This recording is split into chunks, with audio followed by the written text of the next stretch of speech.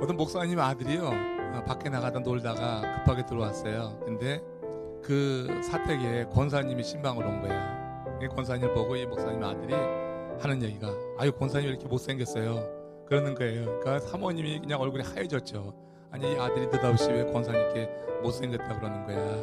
그러니까 이 아들이 하는 얘기가, 아유 그 엄마 농담으로 한 얘기예요, 그러는 거예요. 그러니까 이 사모님이 하는 얘기가, 어떻게 농담을 그런 농담을 하냐, 에? 어떻게 못생겼다고 그런 농담을 해. 아유 권사님 정말 아름다우시네요, 그렇게 농담을 해야지. 그러던데 그 농담 좋고, 여러분 이해되셨어요? 예, 재밌어요. 정말로 우리가 하는 말로 인해서 사람들이 세워지기도 하고 또 이렇게 당황해하기도 하고 합니다. 아무튼 우리 양성교구 2명 아니라 4명, 6명 계속해서 우리 양성교구가 자연 증가를 하고 있어서 정말 감사하고 좋습니다. 자, 여러분 지금 오늘 말씀 이제 시편 37편 21절에서 28절까지의 말씀인데, 자, 오늘 이 말씀을 통해서 저는 우리들이 현재 나된 것, 이 부분에 대해서 한번 좀 생각을 했으면 좋겠어요. 지금 현재 내가 나이던 것, 그리고 나의 나될 것에 대해서 여러분 한번 생각해 보셨어요? 여러분들이 현재의 모습에 대해서 한번 생각해 봤냐고요. 자, 우리가 가끔 자신의 지나온 세월들, 어렸을 때 그 생각들, 또 있었던 어떤 잊혀지지 않는 그런 사건들, 이런 것들을 생각하면서 그런 일들이 현재의 나를 만들었다, 이렇게 말하는 경우가 있어요. 그래서 많은 경우 지금 현재 나 된 것, 나의 나 된 것은 그런 환경적인 요인이 작용한 결과다, 이렇게도 얘기하고, 또 유전적인 면에서도 그렇게 어프로치하면서 현재 한 사람의 인격이 형성될 때까지의 그런 과거의 영향에 대해서 말하는 경우가 많이 있어요. 근데 성경은 뭐라고 하느냐 얘기해요. 성경은 오늘의 나의 나 된 것, 그리고 앞으로 나의 나 될 것, 이 부분에 대해서 하나님의 경륜이라고 하는 차원에서 말씀하고 있습니다. 그러니까 영적인 설명이 되는 거죠. 우리의 현재의 내 모습이 사실은 하나님의 경륜과 섭리에 따른 그런 결과다, 이렇게 말씀하고 있는 거예요. 자, 이 부분에서 예레미야서 10장 23절, 오늘 본문에 들어가기 전에 먼저 이 말씀부터 같이 합독해 읽습니다. 시작. 여호와여, 내가 알거니와 사람의 길이 자신에게 있지 아니하니 걸음을 지도함이 걷는 자에게 있지 아니하니이다. 내 걸음을 지도해서 내가 지금 여기까지 왔어요. 지금 이 위치, 이 자리에까지 왔어요. 이게 자기에게 있는 것이 아니라 걸음을 지도함이 걷는 자에게 있지 않다. 걸음을 이끄는 자가 있다. 그래서 여기서 하나님의 섭리라고 하는 것, 우리 한 각 개인을 향한 하나님의 경륜을 여기서 지금 말씀하고 있어요. 사람의 길이 결코 자기 자신에게 있는 것이 아니다. 내가 계획해서 이 자리에 온 것이 아니라 우리 신앙인들은 지금 현재 나의 이 모습이 하나님께서 걸음을 그렇게 이끄셨기 때문이다, 이렇게 이제 고백하며 사는 것입니다. 오늘 본문이 바로 그런 내용이에요. 오늘 이제 이 수요 주간 예배 제목을 사람의 걸음을 인도하시는 하나님, 이렇게 정했는데 한번 같이 봅시다. 확인해 봅니다. 시편 37편 23절 그리고 24절 두 절 말씀이에요. 같이 읽습니다. 시작. 여호와께서 사람의 걸음을 정하시고 그의 길을 기뻐하시나니 그는 넘어지나 아주 엎드려지지 아니함은 여호와께서 그의 손으로 붙드심이라. 앞부분에 뭐라 그랬어요? 여호와께서 사람의 걸음을 정하신다. 자, 하나님께서 각 개인마다 어떤 길을 걸어야 될지를 정하셨다. 그럼 뭐 프로그램화 됐다고 하는 그런 차원이 아니라 하나님의 그런 경륜이라고 하는 것이 각 사람에게 미쳐 있다고 하는 그런 말씀으로 이해했으면 좋겠어요. 하나님의 각 사람에게 정해 놓으신 걸음이 있다. 우리가 걸어갈 길이 있다고 하는 거예요. 내가 여러분 내 자유의지를 가지고 아무 데나 걸어가는 게 아니라 구원받은 하나님의 사람들은 그가 걸어갈 길이 있는 거다. 우리는 여러 하나님께서 정해 놓으신 그 걸음대로 살아가게 될 때 그 걸음대로 살아가는 것을 뭐라고 하냐면은 사명을 이루는 것이다, 이렇게 말해요. 그러니까 구원받은 하나님의 사람들에게는 각각 다 사명이 있어요. 우리가 구원 얻어서 이 땅에 하나님께서 우리에게 생명을 두시고 이제 구원 얻은 이후 하나님 부르시는 그 날까지 우리의 인생길은 사명을 이루는 그런 길이 돼야지 되는 거예요. 구원 얻기 전에는 하나님이 내 걸음을 이끄셨다고 하는 그런 생각을 못해요. 그런데 우리가 예수 믿어서 구원에 이르게 된 다음에 가장 먼저 드는 생각 가운데 하나, 그리고 성숙되면은 분명히 들어질 생각이 뭐냐면, 하나님께서 내 걸음을 이끄시는 분이구나, 하나님께서 지금 이끄셔서 내가 여기까지 왔구나 하는 이런 부분에 대한 이해와 믿음이 깊어지는 줄로 믿습니다. 그러면서 하나님의 손을 붙잡으려고 하는 거예요. 그래서 하나님의 은혜 안에 거하려고 하는 거예요. 그래서 하나님의 인도하심을 받으려고 하는 것. 이게 여러분, 구원 얻은 하나님의 사람들이 하나님께서 이 땅에 보내신 목적, 그 사명이 무엇인지를 깨달은 과정 속에서 있는 하나의 그런 증거라고 볼 수가 있습니다. 지금 여러분, 얼마 전에 지난주인가요? 우리 빌리 그레이엄 목사님 99세 하나님의 그런 부름을 받으셨잖아요. 그죠? 그 빌리 그레이엄 목사님 당대 대단한 그런 역사를 이루고 미국 역대 대통령의 멘토로 알려졌는데, 이 빌리 그레이엄 목사님 얼마나 여러분 그 정한 길을 가셨어요. 우리 한국에서 예전에 엑스플로 74니 또 91년에 대규모 집회했을 때 여러분 여의도 광장에 가보셨어요?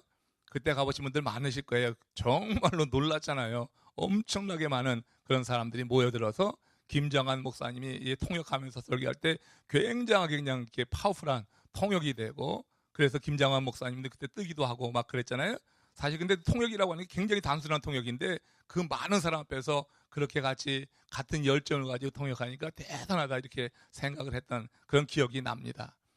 여러분, 이 빌리 그레이엄 목사님 정말 하나님께서 정한 길로 갔어요. 당대 빌리 그레이엄과 같은 그런 영향력, 어떤 면에서는 설교가 훨씬 낫던 그런 한 목사님이 있어요. 근데 그 목사님은 그렇게 오래 가지는 못했어요.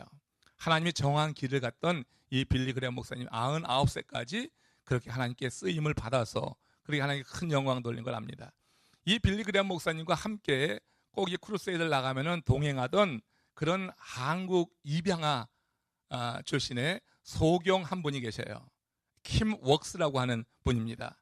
이 킴 웍스가 그 빌리 그레이엄 목사님 그 집회에서 꼭 간증을 한다고 하는데, 그 간증할 때 그분이 소경 아니에요. 그래서 그런 간증을 많이 한다고 하는 게, 그러니까 주로 같은 레퍼토리인데 주요한 내용은 뭐냐면은 이런 겁니다. 하나님께서 장님인 나를 이끄실 때 100m 앞에 뭐가 있다고 하지 않습니다. 하나님이 나를 이끄실 때는 바로 발 앞에 여기 물이 있다, 층계가 있다, 발 앞에 위험한 무엇인가 있으면 그걸 말씀하시고 주의하라고 하고, 또 평탄한 길이 있으면 마음껏 가라고 그렇게 지도하신다. 100m 앞에 무언가를 두고 하는 것이 아니라 바로 발 앞에 내 걸음 한 걸음 한 걸음을 이끌어 나가신다. 이런 간증을 그분이 하는데 굉장히 자기의 신체가 소경으로서 그 말이 얼마나 어필이 많이 돼요. 실제로 여러분, 우리는 눈먼 장님 같아요. 어떻게 보면 우리는 여러분, 하나님께서 우리를 육신적으로 눈 감게 하시고 영적으로 우리를 이끌어 가시게 할 때 우리는 세상에 눈을 감고 하나님께서 이끄시는 대로 한 걸음 한 걸음 따라가게 될 때 하나님께서 우리에게 있으라 하는 그 지점에 가 있게 될 줄로 믿습니다. 내가 생각대로 내 마음대로 가는 것이 아니라 실제 지금 여기 있는 말씀처럼 여호와께서 사람의 걸음을 정하시고 그의 길을 기뻐하신다. 그 걸음대로 갈 때 하나님께서는 그의 길을 기뻐하신다고 하는 것, 여러분 기억하시기를 원해요. 이렇게 하나님이 정하신 길을 가는 것, 이걸 우리는 사명자의 길, 사명 있는 삶이다 이렇게 말할 수가 있어요. 이렇게 사명이라고 우리들이 얘기할 때는 세 가지 조건이 맞아야 돼요. 여러분들이 무언가 사명감을 가지고 사명 있게 산다고 할 때 세 가지 조건이 뭐냐? 그 일을 하면서 좋아해야지 될 거, 늘 말씀드리죠. 그리고 잘해야지 됩니다. 거기다가 그 일이 옳은 일이 돼야지 돼요. 복음에 비춰서, 말씀에 비춰서 옳은 일이요, 내가 잘하는 것이고 거기다가 좋아하는 것, 이것은 하나님이 우리에게 주신 사명이라고 말할 수 있어요. 이 사명을 감당할 때 우리가 여러 열매를 맺게 됩니다. 그 열매를 맺게 되는 것, 그래서 우리 하나님께서 그 걸음을 한 걸음 한 걸음 이끌어 가시면서 사명을 이루게 하실 때 마침내 우리가 이 땅에 존재한 그런 의미를 이렇게 드러내는 그런 보람 있는 삶, 정말 만족한 삶을 살 수 있다고 하는 거예요. 사람마다 사명을 감당함으로 맺는 열매는 달라요. 각 사람이 각각 다른 은사가 있기 때문에 그 열매가 다른데, 한 예를 들어서 보면은 야고보, 스데반 같은 그런 분들은 어떤 그런 사명을 맡았어요? 순교자입니다. 순교자. 예? 순교의 열매를 맺었어요. 왜냐하면 이 사람들은요, 바로 순교에 이르게 만드셨을까? 왜 하나님께서 이렇게 위대하고 참 괜찮은 사람인데 이런 사람들을 이렇게 순교의 길을 걷게 하셨는가? 우리는 그런 질문을 던질 수가 있어요. 그렇지만 그게 하나님의 경륜이요, 섭리라고 하면은 우리는 할 말을 잃는 것입니다. 여러분, 하나님께서 스데반 같은 사람이 보통 사람이 아니거든요. 집사지만은 그 당시 초대교회 집사가 된다고 하는 것은 그 수만 명 가운데 7명 되는 거였어요. 그러니까 여러분, 지금 우리 집사님 되는 거랑은 차원이 다르잖아요. 그래서 여러분, 그 안에서 뭐 행정적인 일도 했지만 스데반 그 집사 같은 경우에는 어떻게 했어요? 복음을 전하다가 순교당하는 순교의 제물이 됐단 말이에요. 여러분, 그분은 그 하나님께서 정하신 그 길을 간 거예요. 하나님이 정한 길이라고 하니까 그 길 가다가 그 길 끝에서 순교의 제물이 됐어요. 그럼 여러분, 이렇게 젊은 나이에 그렇게 일찍 하나님께서 왜 불러가셨을까? 그런 우리가 질문이 할 수가 있지만, 그들이 그 가시밭길을 걸음으로 인해서 실제로 그들이 믿었던, 그들이 바라봤던 내세에 대해서 많은 사람들이 함께 바라볼 수 있는 그런 길이 열렸다고 하는 거예요. 그들이 순교하는 모습을 보면서 주저하던 사람들이, 그리고 이 신앙에 대해서 불확실하고 지금 흔들리던 사람들이 영원한 삶에 대해서 확신을 갖게 되는 그런 일에 그들이 쓰임을 받게 됐다고 하는 거예요. 정말로 잘 믿고 착하고 옳고 한 사람들을 하나님께서 일찍 데려가실 때 우린 여러분 가만히 들여다보면 그런 분들은 그렇게 하나님이 정한 걸음을 걷다가 가신 것이다, 이렇게 말할 수가 있을 거예요. 저희 누님도 25에 하나님 불러가셨잖아요. 그렇죠? 저희 누님이 25에 가셨어요. 그 아름다운 나이에, 지금 생각하면 그 어린 나이에 여러분 목회 1년 하다가 하나님께서 불러가셨단 말이에요.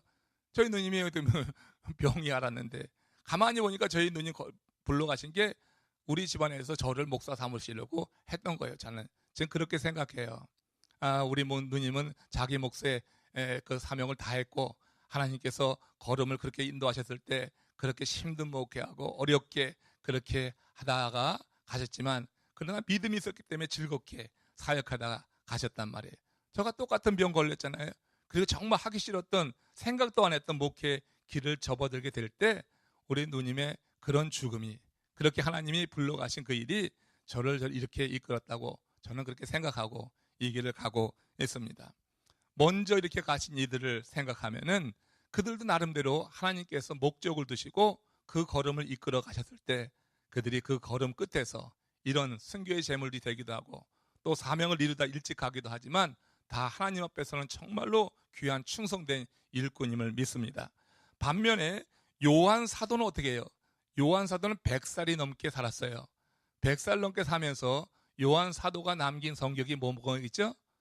뭐가 있어요? 요한 복음이 있고 또 요한 계시록이 있고요. 또 요한 1, 2, 3서가 있어요. 그러니까 신약 성경의 상당한 부분을 요한 사도가 남겼단 말이에요. 그렇잖아요? 그러니까 100세 오랜 동안 살면서 장수했다요. 늙어서 죽었어요. 그럼 요한만 하나님이 사랑한 거냐? 요한만 축복받고 은혜 가운데 살았냐? 우린 그렇게 말할 수가 없는 거예요. 여러분, 하나님께서 그도 정하신 걸음대로 산 것이고 그렇게 하나님이 정하신 수명을 다 살면서 그로 인해서 더 많은 사람에게 복음을 전하는 도구로 쓰임받았다고 하는 거예요. 여러분, 이렇게 순교하면서 스데반처럼 그냥 아주 임팩트 있게 그 자리에 모인 사람들에게 살아계신 주님, 부활하신 주님을 증거할 수도 있죠. 그렇지만 단 한 번의 일회성으로 끝나는 거예요. 그 소문이라고 하는 것도 제한적이에요. 근데 여러분, 글로 남기면 영원한 거예요. 글로 남기면 그 2000년에 쓰여졌던 글이 지금까지도 우리에게 전해지고 있으니까 이 사도 요한이 남긴 그 글로 인한 복음 전파는 또 위대한 것이에요. 그러니까 순교를 하든 이렇게 성서를 남기려고 한 것은 아니지만 그가 남긴 글이 성서가 되는 이런 일들을 통하여서 하나님께서는 각자에게 주신 은사대로 하나님께서 이렇게 걸음을 이끄셔서 그의 사명을 이루게 하시는 것이다 하는 것을 생각해 봅니다. 그래서 하나님이 주신 그 사명대로 내게 지금 정말 감당하기 어려운 일이 할지라도 그의 길을 기뻐하는 것, 내게 정하신 걸음을 기쁘게 나가실 때 하나님께서는 그의 삶을 드시고 하나님께서 지켜 주시면서 그가 사명이 다할 때까지 함께 하시는 줄로 믿습니다. 그래서 24절에 뭐라고 되어 있냐면 그는 넘어지나 그랬어요. 아니 하나님이 부르셨는데 하나님이 걸음을 이렇게 정하셨는데 왜 넘어져? 이렇게 말할 수 있는데 실제로 이러면 사명자들 가운데 넘어지는 사람도 꽤 있어요. 이게 여러 모습으로 넘어지는 게 있어요. 여러분 넘어질 수 있어요. 그렇지만 아주 넘어지지 않는다고 하는 거예요. 이것은 여호와께서 그 손으로 붙드시기 때문이다. 우리가 하나님이 내게 정한 걸음대로 걸어가게 될 때 그 얘기를 하나님 기뻐하시면서 그를 넘어지지 않게 붙들어 주시는 손이 있다고 하는 거예요. 그래서 내가 하나님께서 정한 길이다 걸음이라고 확신하고 가는 그런 사명 이루는 사명자들에게는 자유함이 있어요. 넘어져도 하나님께서 붙드신다. 그러니까 그 사역을 하면서 두려워하고 주저하고 빼는 것이 아니라 어떤 담대함을 가지고 하나님이 내게 정해주신 그 걸음대로 나아갈 수 있는 그런 자유함이 있다고 하는 거예요. 놀이 가운데 여러분 뒤로 이렇게 넘어지는 놀이 있잖아요. 뒤에서 잡아줄 것이 확실하면은 반듯하게 넘어집니다. 근데 이 잡아주는 사람에 대해 믿음이 없으면 어떻게 손부터 딛게 되는 거예요. 정말 여러분 하나님께서 그렇게 걸음을 인도하시고 이렇게 나를 붙드신다고 하는 믿음이 있을 때 그냥 어떻게 넘어지더라도 그냥 믿고 넘어지는 거예요. 그렇게 담대하게 자신감 있게 자기에게 주어진 걸음을 간다고 하는 것입니다.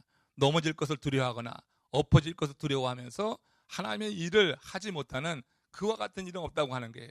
내게 어떤 일이 온다 할지라도 그야말로 뒷감당은 하나님이 해주실 것이라고 하는 믿음 가지고 나갈 때 하나님의 일이 열매로 맺어지는 것을 볼 수가 있습니다. 바울이요 보세요. 바울 사도 하나님의 부름을 받았어요. 근데 자기가 개인적으로 하고 싶은 일이 있었어요. 그 개인적으로 하고 싶은 일이 뭐였죠? 바울이 자기가 걸어가고 싶었던 것은 어느 길이에요? 아시아였어요.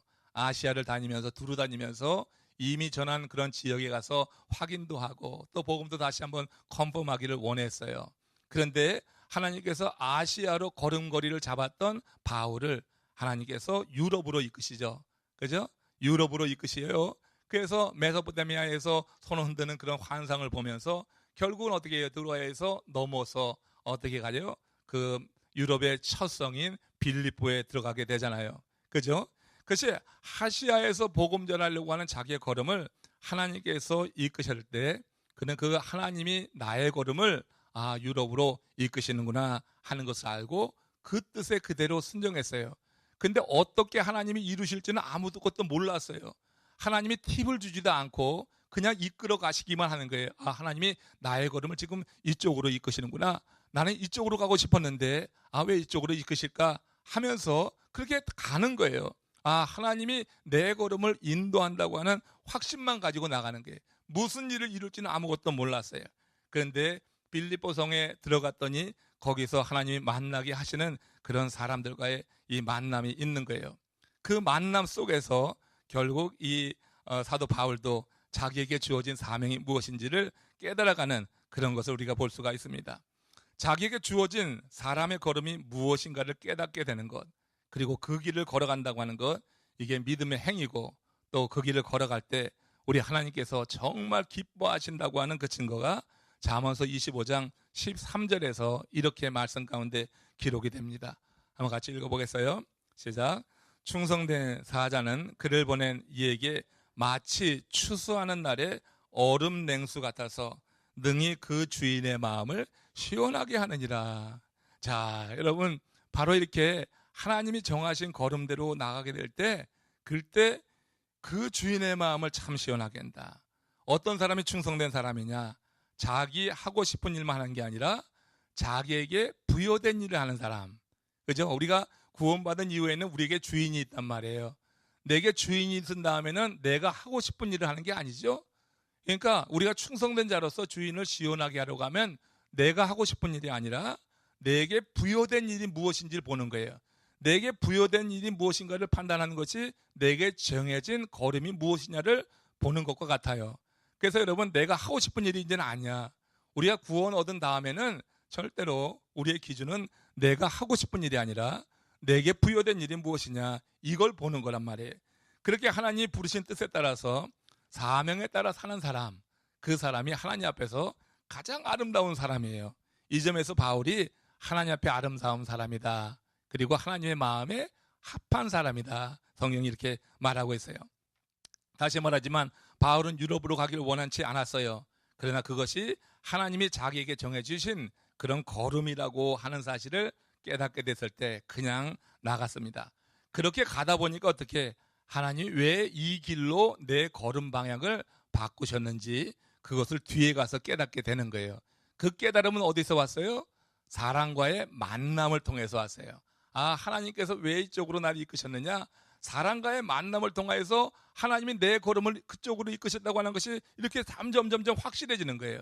첫 번째 옷감 장수 루디와의 만남, 그래서 그 빌립보지의 터를 닫고 거기서 정착할 수 있었고, 또 거기서 이제 유대인들이 모이는 그런 강까지 나가가지고 유대인들을 만나러 가는 그 노중에 만나게 되는 저 많은 귀신 들린 소녀의 만남 속에서 또 하나님의 뜻을 점점 깊게 알게 되고, 그 소녀의 귀신을 쫓아내므로 인해서 이제 고발당해서 옥에 갇혀서 간수들과 만나는 이런 만남 속에서 이 바울은 하나님의 그 뜻을 깨닫게 되는 거예요. 왜 나를 이 걸음을 이쪽으로 이끄셨는가? 그리고 결정적인 것은 뭐예요? 결정적인 사건은 그렇게 힘들고 고달플 때 인생의 한밤중에 그가 하나님을 찬미하고 기도할 때 옥토가 흔들리면서 옥문이 열리고 창고가 열리고 하는 이런 사건, 이 사건이 그냥 사건 자체로 놀라운 게 아니라 그 사건 다음에 나타난 현상인데, 그게 뭐냐면은 그 안에 갇혀 있었던 강도들, 그 안에 갇혀 있었던 흉악범죄자들이 하나도 도망가지 않은 거예요. 여러분, 그게 놀라운 일 아니에요? 그게 놀라운 일이에요. 그러니까 옥문이 열리고 창고가 풀렸는데 그 흉악범죄자들이 그렇지 않아도 탈옥하는 사람들인데 문이 열렸는데도 도망가지 않았다고 하는 것은 대단히 놀라운 일이 아닐 수 없어요. 그것은 어떤 이유 때문에 그래요? 그 전날 한밤중에 이 바울이 그렇게 심하게 맞고도 하나님을 찬미하고 기도하는 그런 소리가 그들 가두는 그물이 된 거예요. 시질과 날줄이 된 거예요. 밤새 동안 그렇게 줄이 내리는 거예요. 그물이 내리는 거예요. 어부들이 그 고기를 잡을 때 그물을 쭉 내리는 것처럼 이 한밤중에 바울이 거기서 하나님을 찬미하고 기도하는 게 시질과 날줄로 구성된 그 영적인 그물이 됐어요. 하나도 도망가지 않았어요. 하나도 도망가지 않고 거기서 간수가 회개하고 간수 집안에 사람들이 또 가서 세례도 받고 회개하고, 그리고 이 죄수들이 회개하게 되면서 이루어진 게 빌립보 교회였다고 하는 거예요. 처음에는 왜 그렇게 내 걸음을 이끄시는지 몰랐어요. 그런데 가서 보니까 그런 사람들이 있었던 거예요. 그래서 거기에 교회가 서게 돼서 아, 하나님께서 내게 이 사명을 위해서 나를 이렇게 이끄셨구나 하는 것은 후에 가서 깨닫게 되는 것입니다. 우리 예수님께서 이렇게 가버나움 지역에서 또 복음을 전하고 각색병자를 치유하시다가 그 다음날 새벽 미명에 한적한 곳으로 나가서 기도하고 있을 때 제자들이 찾아 나가서 예수님을 불렀죠. 예수님, 저 가버나움에 있는 마을 사람들이 예수님을 찾나이다. 왜 찾았어요? 바로 어제 예수님이 행하신 기적 그리고 말씀 증거를 통하여서 가버나움 사람들이 정말 예수님을 다시 보고 예수님을 만져보고 싶고 예수님과 말하고 싶고 그러면서 이제 예수님을 청했던 건데, 그때 예수님이 뭐라고 그랬어요? 내가 가까운 마을로 가야 되겠다. 내가 이 일을 위해서 왔다 하면서 그 가버나움으로 가지 않고 어디로 갔어요? 어디로 갔어? 그 가까운 마을로 간 거예요. 근데 여러분, 가까운 마을로 갈 때 한번 생각해봐. 그 인간적으로 걸음은 가버나움으로 가고 싶은 거예요. 가버나움에는 이미 복음도 전했고 병이 나은 사람도 있고 예수님이 가고 제자들이 가면은 얼마나 환영을 받겠어요. 근데 기도하는 우리 예수님에게 근데 성령이 주는 감동은 뭐냐면은 걸음을 바꾸는 거야. 가버나움으로 가는 게 아니라 어떻게 가까운 마을로 가는 거예요. 걸음을 그렇게 인도하는 거예요. 그러니까 그렇게 기도하여서 성령의 감동에 따라서 온대로 걸음걸이를 바꿔나갔더니 그 가까운 마을에서 정말로 불쌍한 문둥병자가 있었던 거예요. 예수님께 나와서 원하시면은 나를 치유할 수 있고 날 고칠 수 있습니다. 이렇게 말하는 그 문둥병자 있잖아요. 사람들 다 뚫고 나와가지고 그렇게 죽을 각오를 하고 나와서도 예수님께 고쳐달라고 하지 못하고 율법의 벽에 갇혀 있었던, 율법 때문에 그렇게 죽기를 각오하고 나왔음에도 불구하고 예수님 날 고쳐주세요 하지 못하고 그렇게 원하시면 나를 고칠 수 있나이다, 치유할 수 있나이다 이렇게 말할 수밖에 없었던 문둥병자가 거기 있었던 거예요.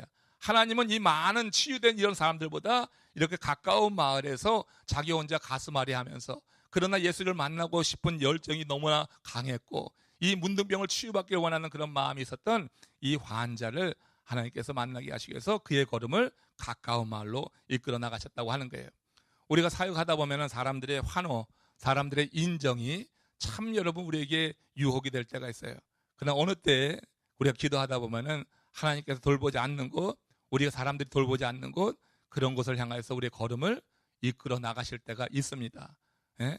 이 걸음에 대해서 여러분 소멸하지 마시고 외면하지 말고, 하나님이 내 걸음을 그렇게 이끌어 나가실 때 한번 왜 그런지 모른다 할지라도 가서 보면은 하나님은 만나는 사람, 어떤 사건들을 예배 두시고 우리로 하여금 그쪽으로 이끄신 이유를 알게 하시는 그런 일들이 많이 있는 것을 보게 됩니다.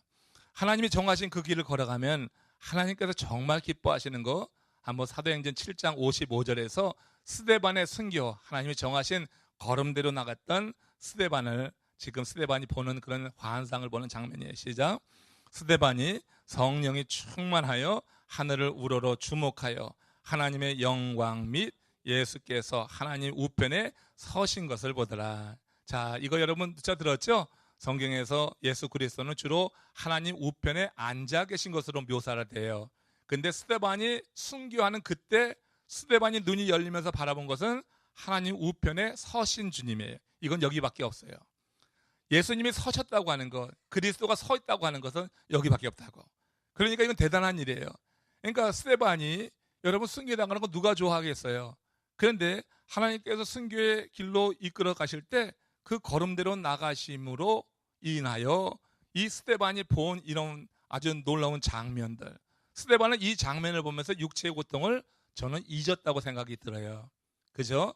여러분, 육체의 고통을 잊을 만한 그런 어떤 영적인 파워풀한 그와 같은 경험이 스데반에게 있었다고 하는 것을 우리는 생각을 해요. 사실 우리가 영적으로 여러분 큰 체험을 하게 되면은 이 육체의 많은 그런 병뿐만 아니라 고통이 사라지는 그런 체험들, 한 그런 간증들을 많이 들을 수가 있어요. 지금 여러분 이렇게 걸음대로, 주께서 정하신 걸음대로 나갈 때 하나님께서 보여주신 이런 장면들, 여러분 하나님이 행하시는 그와 같은 선물이요, 하나의 그런 하나님의 역사하심의 증거라고 하는 거예요. 그래서 하나님이 정하신 걸음 그대로 나갈 때 굉장히 두려운 일들이 많지만, 그래서 주저하게 되지만, 그래서 하나님이 정하신 걸음이라고 하는 것을 알면서도 그냥 발을 뺄 때가 있어요. 인간적인 두려움 때문에. 그러니까 하나님이 정하신 걸음이라고 해서 그거 다 가는 게 아니더라고. 그 거부하는 경우도 있어요.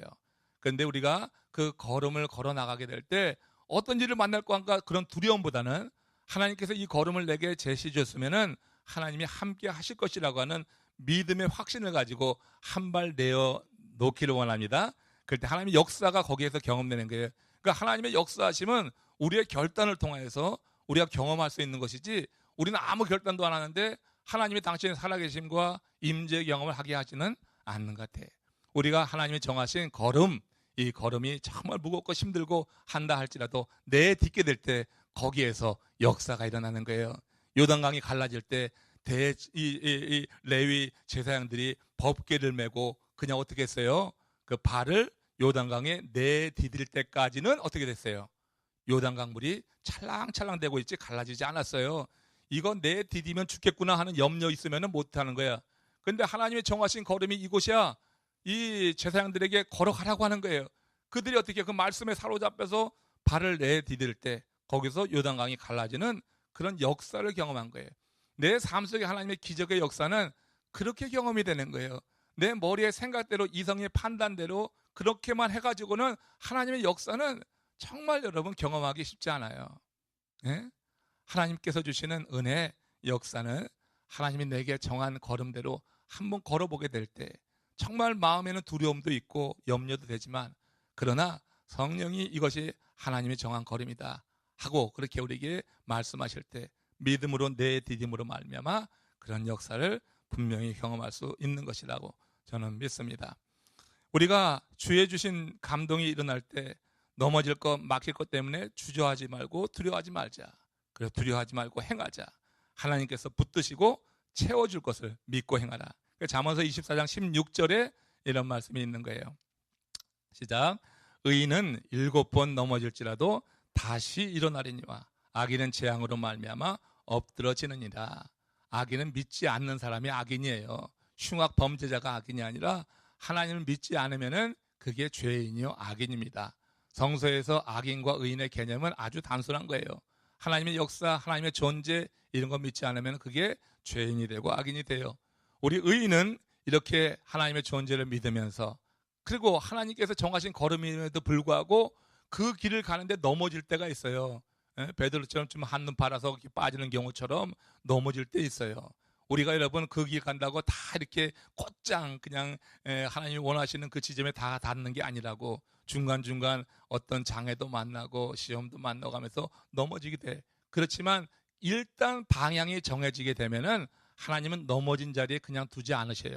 우리가 어느 쪽으로 가야 되겠다 걸음을 딱 정하고 방향을 정하면 그게 가다가 넘어질 때 있어요. 분명히 있어요. 여러분들 항상 그렇게 이렇게 사역이 즐겁고 신나고 또 그냥 늘 잘 되는 거 아니잖아요.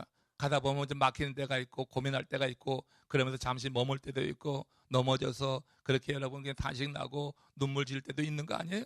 그러나 여러분 방향이 바로 잡히면은 넘어진 자를 하나님 그냥 두시잖아요. 넘어진 그곳에서 다시 말씀으로 이렇게 세우시는 거예요.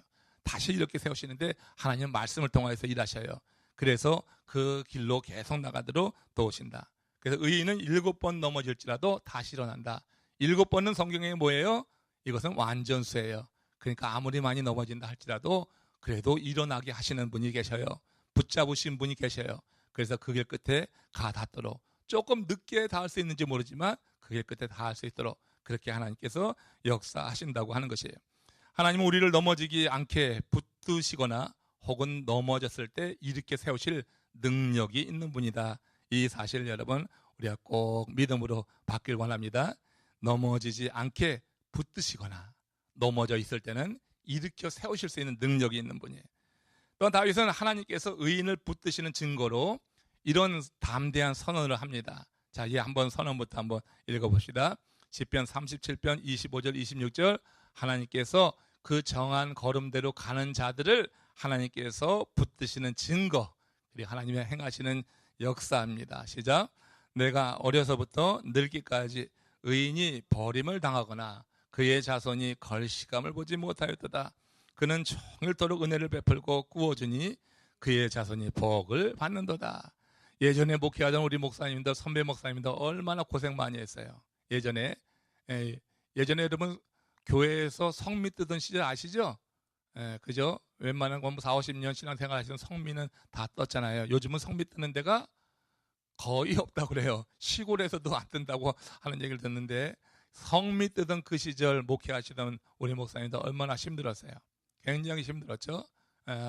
근데 그렇게 힘들었지만 영혼은 자유하고 또 기쁨이 있었어요.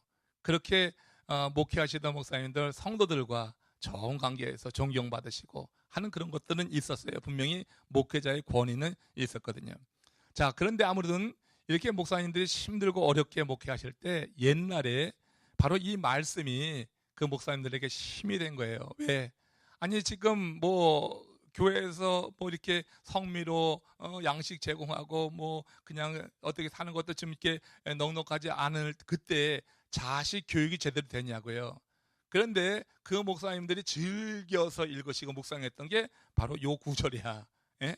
그래서 내가 어려서부터 늙기까지 의인이 버림을 당하거나 그의 자신이 걸식함을 보지 못하였도다. 이 말씀을 믿었던 목사님들의 자녀는 다 잘 됐어요. 이 말씀을 믿고 나갔던 그런 사역자들은 그야말로 자녀들이 부모 잘 섬기면서 어려운 가운데도 자기의 몫의 인생을 잘 살아간 것을 압니다.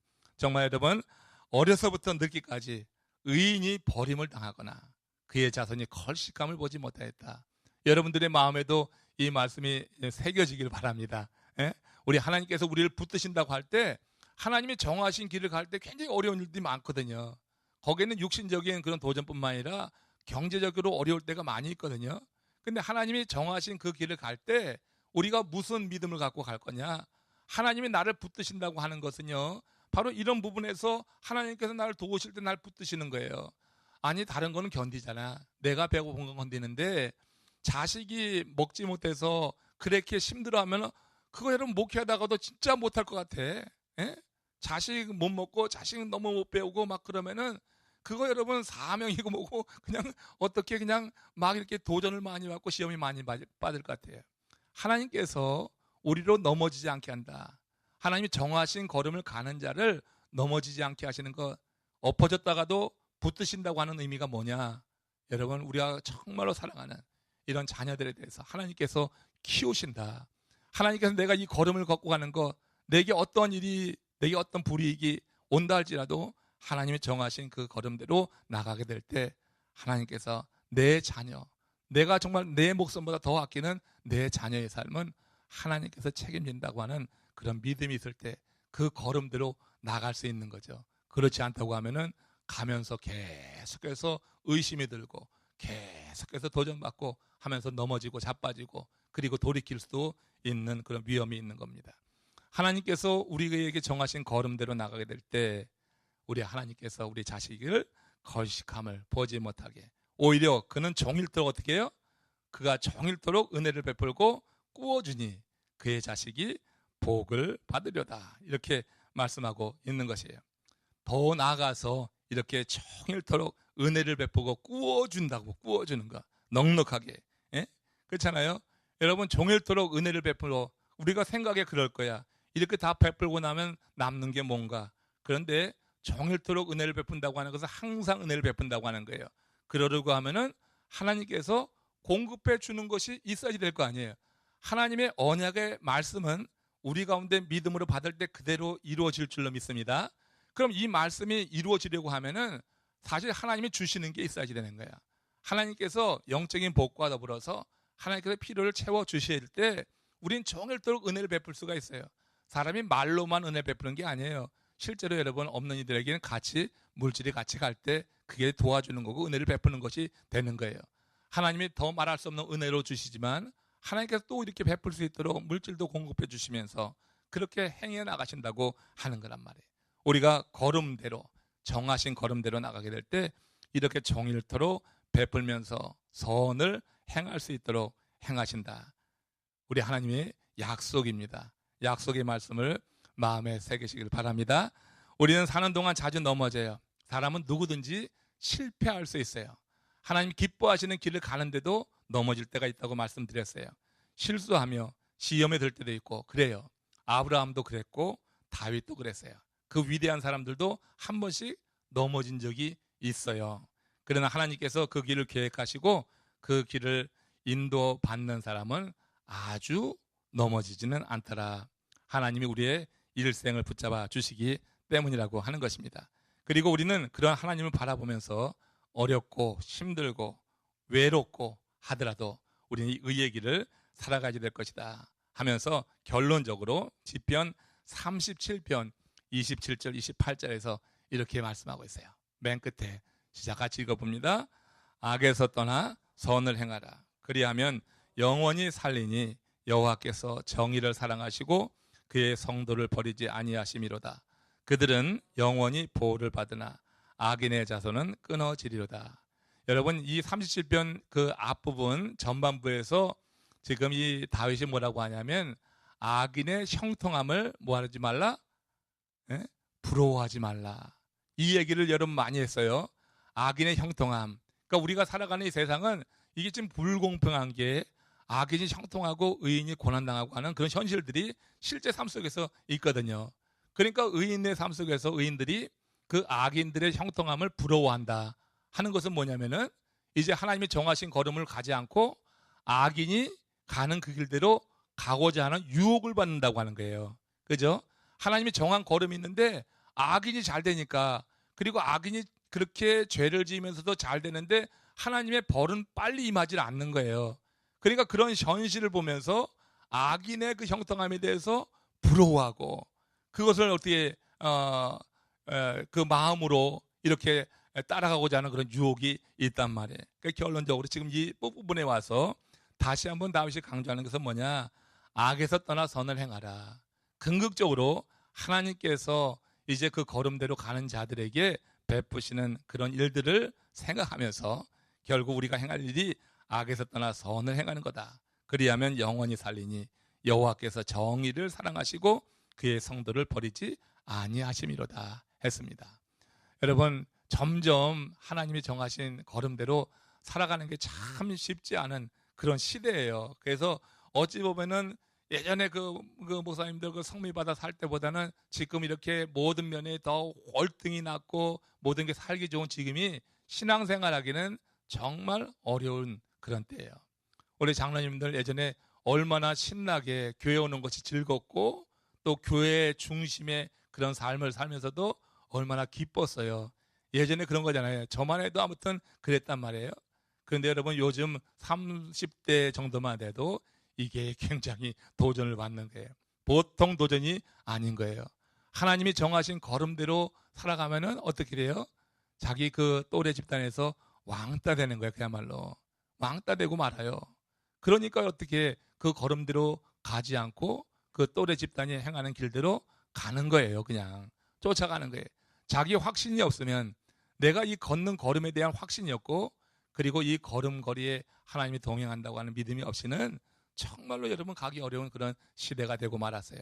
오늘 주께서 정하신 걸음대로 거룩한 성소에 와서 짧은 시간이지만 하나님을 예배하고 돌아가신 여러분들에게 주께서 함께 하시는 은혜가 있기를 주님의 이름으로 축원합니다. 이런 걸음걸음이 한 주 한 주 반복되면서 주님 부르시는 그날까지 계속 이어져 나가는 거예요. 이게 성도의 삶인 거예요. 성도의 삶은 단조롭고 또 세상적으로 보면 재미없는 것 같지만 하나님의 말씀을 깊게 씹으면은 그 밥을 오래 씹으면 그 단맛 나듯이 그 이상으로, 그건 비교 안 되는 하나님의 말씀이 주는 그런 기쁨과 영양분이 있습니다. 오늘 여러분, 그런 주님이 정하신 길을 찾아 나오신 여러분들 축복하시며 또 남은 3일 동안 열심히 사시고 다시 한번 주일에 만나서 주를 예배할 수 있기를 주의 이름으로 축원합니다. 고개 숙여서 기도합시다.